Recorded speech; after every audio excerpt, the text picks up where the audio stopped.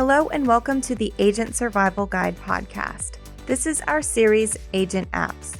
I'm your host, Tina Lamoureux. This series introduces you to apps that will make daily life and your business run smoother. From fitness, travel, to personal planners, and more, we've tested them all. I'm not a big mobile game player. I like playing on my PC or Nintendo Switch. But when I find myself in a doctor's office waiting, or on a break at work, I want something else to do besides scroll through the endless social media feed.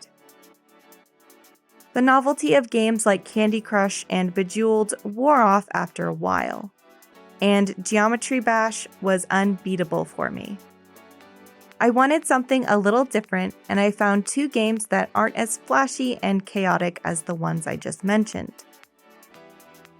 These two puzzle games offer a calming interface and a challenge for your brain to pick at. The first game is Dot Project, spelled Projekt.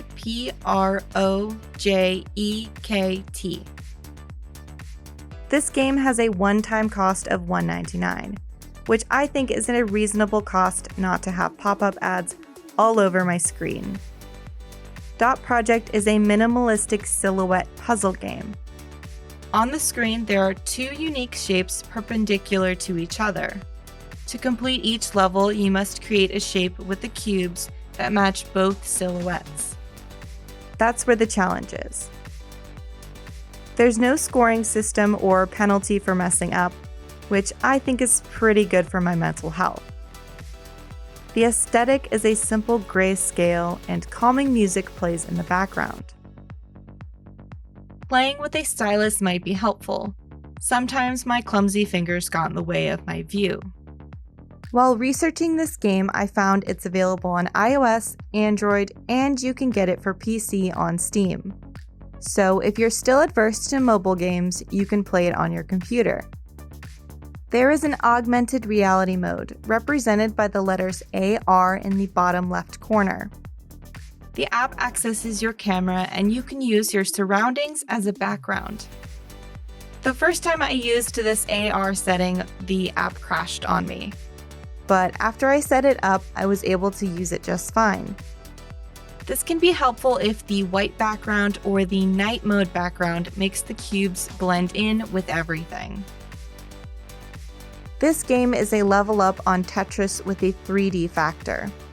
As someone who is more writing and literature inclined, I feel this puzzle game exercised a part of my brain that I don't use in my day-to-day work. I highly recommend it, and you can find the link in the description. The next game is Naboki. This one is slightly cheaper, priced at 99 cents. If you got on the trend of fidget cubes a couple years ago, you'll like this game. I have a fidget ring and a fidget cube at my desk, which are really helpful for me. But I never did quite figure out how to complete a Rubik's Cube. This makes me think I should give the Rubik's Cube another try. The premise of Naboki is to take apart a large cluster of cubes until they are all separated. In Naboki, you have to move the cubes with an arrow pointed in a direction without any obstacles. You can move the large cluster around to see which one you should unlock first. Once you get going, it's pretty easy to get a lot in a row.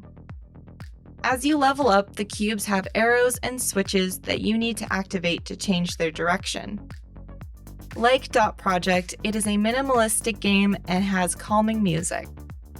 The background is a sweet mellow pink, and I found this to be a very satisfying game.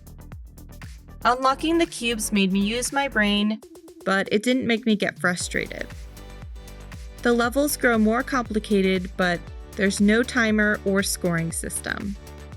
You can get Naboki on iOS, Android, and Steam. If you've played any of these games or know of any other fun puzzle games, please share with us at asgpodcast@ritterim.com. Thank you for listening. The links to check out both apps are listed in the description. Please let us know if you enjoyed this episode so we can continue creating content for you. We'll see you next episode. This podcast is a production of Ritter Insurance Marketing. This episode was written and produced by me, Tina Lamoureux, with script editing by Sarah Ruppel and artwork by Vivian Zhao.